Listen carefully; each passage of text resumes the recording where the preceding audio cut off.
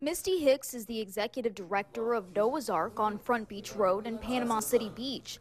Last summer, she helped a handful of J1 Visa exchange students who came to the United States expecting a cultural experience, but were met with difficult living conditions, a lack of safe transportation, and financial worries. If we love them and if we help them and we nurture them and we care for them, then they are going to see us live Christ. They're going to see Christ in us. Helping to provide that hoped-for cultural experience is a step many community leaders are taking to be more involved in the program.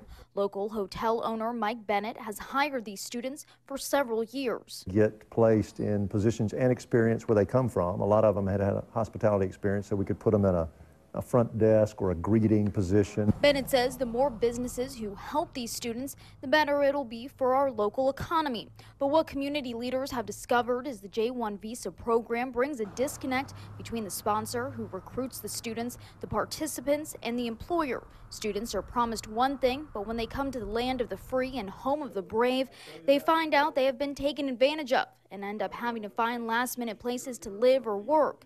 That is how Scott Springer of Homeland Security Investigations got involved. We find allegations of criminal activity, mainly in the form of labor violations where a student is not being paid. But it isn't just PCB working together to help. Others of Destin, a group started out of the Destin United Methodist Church, began helping 3 years ago when a student was killed while riding her bike to work. From hosting Wednesday dinners to sending students home with backpacks of food, all in an effort to help participants have a great experience in America. So they're giving back to our community, the economy themselves, and also providing a function that our normal standard kids here wouldn't want to perform. See that the community does support them. They see now that people are becoming more familiar with them, people will ask where they're from.